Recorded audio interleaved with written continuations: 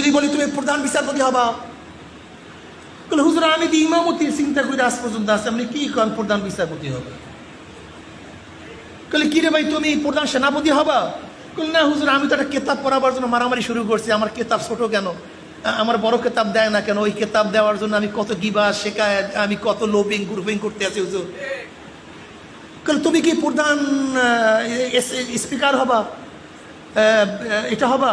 বলে না হুজুর আমি তো মোহতামিম হওয়ার জন্য মারামারি শুরু করছি, পটিয়া মারামারি করছি হুজুর, আলহামদুলিল্লাহ আমি হাটহাজারিতে কত মারামারি করে মোহতামিম হওয়ার জন্য চেষ্টা করছি হুজুর, আমি তো অমুক মাদ্রাস দখল করার জন্য অমুকের ছাদ দিয়া ফেলাইয়া দিছি হুজুর। মিথ্যা বলতেছি না? এরা মোহতামিম হওয়ার জন্য মারামারিকে জায়েজ মনে করে, এরা একটা কেতাব পাওয়ার জন্য লবিং গ্রুপিং করাকে জায়েজ মনে করে, একজনকে নামাবার জন্য রক্তপাত করাকে জায়েজ মনে করে, আর জালেমকে ক্ষমতা থেকে নামাবার জন্য এরা জায়েজ মনে করে না, রাস্তায় নামে না। তোমাদের শিক্ষার মধ্যে গলত, ভুল শিক্ষা শিক্ষিত হচ্ছ, তোমাদের শিক্ষা ঠিক নাই, তোমাদের মেসেজ খুবই ভুল, খুবই ত্রুটিযুক্ত, তোমাদের মেসেজ ঠিক নেই। তাহলে কেন? দেখেন বেদে সম্প্রদায় থাকে আমাদের মধ্যে। কোথায় থাকে? বেদে চেনেন না মিয়া, বাড়িটা করে কোথায় থাকে?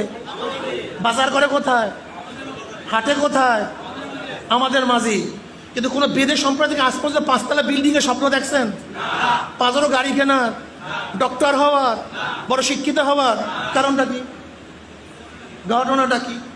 থাকে আমাদের মধ্যে, কিন্তু মাথার মধ্যে 5 তলা বিল্ডিং এর স্বপ্ন দেখলাম না, গাড়ি কেনার স্বপ্ন দেখলাম না, শিক্ষিত হওয়ার স্বপ্ন দেখলাম না। এর কারণটা কি? একদিন চিন্তা করছেন? হ্যাঁ, ওর বাবার থেকে, দাদার থেকে, তালুর থেকে যে জ্ঞান ওর মধ্যে আসছে, সেই দাওরের থেকে, গন্ডি থেকে সে বের হতে পারে না।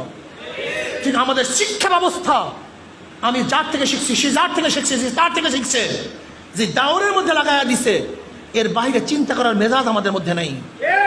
অথচ জনাব মুহাম্মদ রাসূলুল্লাহ সাল্লাল্লাহু আলাইহি ওয়াসাল্লাম কি ছিলেন? আলাইকুম বিসুন্নতি ওয়া সুন্নাতিল খুলাফায়ে রাশিদিন আল মাহদিয়িন তামাসসুক বিহা ওয়া আদ্দু আলাইহা বিন নওয়াজিস। আমরা অন্য কার সুন্নাত তো মানি না, আমরা তো খোলাফায়ে রাশিদের সুন্নাত মানি, আমরা নবীর সুন্নাত মানি। আজকে রাষ্ট্রের সংস্কারের ব্যাপারে তোলাবাদের ভূমিকা থাকবে না কেন? আজকে জাতিকে সংস্কার করার ব্যাপারে ওলামাদের ভূমিকা থাকবে না কেন? আজকে অর্থনীতিকে ডেভেলপ করার জন্য ওলামায়ে কেরামের ভূমিকা থাকবে না কেন? আজকে রাষ্ট্র সংস্কারের জন্য ছাত্ররা, স্কুলের ছাত্ররা নামবে কেন? শুধু তারা নামবে কেন? কলেজের ছাত্ররা কেন নামবে? মাদ্রাসার ছাত্র পাবো না কেন? তারা কি এই জমিনের সৃষ্টি হয় নাই? তারা কি বাংলাদেশে পয়দা হয় নাই? তারা এখানে খাজনা পে করে না? তারা কি ট্যাক্স দেয় না? তারা কি এই রাষ্ট্রকে সব টাকা দেয় না? খাজনা দেয় না? ভ্যাট দেয় না? কর দেয় না? তাহলে তুমি কেন চিন্তা করো না? কারণটা কি আমাকে বলতে হবে তোমাকে? এই রাষ্ট্র তো তোমার, এই রাষ্ট্র তোমার সম্পত্তি। এই টুপির ভ্যাট আমি দিছি, এই জামার ভ্যাট ট্যাক্স আমি দিছি, এই চশমা কিনছি তার ভ্যাট ট্যাক্স আমি সরকার প্রদান করছি, আমি মোবাইল কিনছি তার ভ্যাট ট্যাক্স দিছি, আজকে যে কারেন্ট ব্যবহার করতেছি বিল আমি পে করি, আজকে আমি যে কারেন্ট ব্যবহার করতেছি, বাতি ব্যবহার করতেছি, তার আমি ভ্যাট ট্যাক্স পে করতেছি। কাজে সম্পত্তি আমার, এটা আমার সম্পত্তি, এ রাষ্ট্র আমার। তুমি যে রাষ্ট্রের মালিকই হয়ে থাকো, তা রাষ্ট্রের এত কিছু হইতেছে, তুমি একবার খেয়াল করো না কেন? একবার চিন্তা করো না কেন? তোমার মাথায় ঢুকানো হয় নাই। তোমার মাথায় ঢুকানো হয়েছে কি? তোমার এই কাজ, এই কাজের বাইরে অন্য কোনো কাজ তুমি করা ঠিক হবে না, তোমার এলেম কবুল হয় নাই। আমি আজকে বললাম ওলামা সম্মেলনে, অনেক ওলামারা ছিল, আমি বললাম পড়াইলেই যদি এলেম কবুল হয়, তা এলেম যদি বাস্তবায়নের চেষ্টা করে, তার এলেম কি কবুল হয় নাই? আমি কথাটা বুঝাতে পারিনি। যদি সবক পড়াইলে এলেম কবুল হয়, তো এলেম যদি বাস্তবায়ন করার চেষ্টা করে, তার কি এলেম কবুল হয় নাই? কথা বুঝতে পারি। যেমন কিতাবুল বুইও পড়ছি, আমিও পড়াইতেছি, কিন্তু বাস্তবায়ন করি নাই।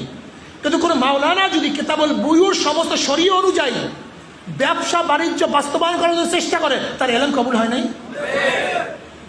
মাথার মধ্যে ঢুকাইছে কি শুধু যদি পড়াও তাই এলেম কবুল হয়েছে, আর যদি বাস্তবায়নের চেষ্টা করে তো এলেম কবুল হয় নাই।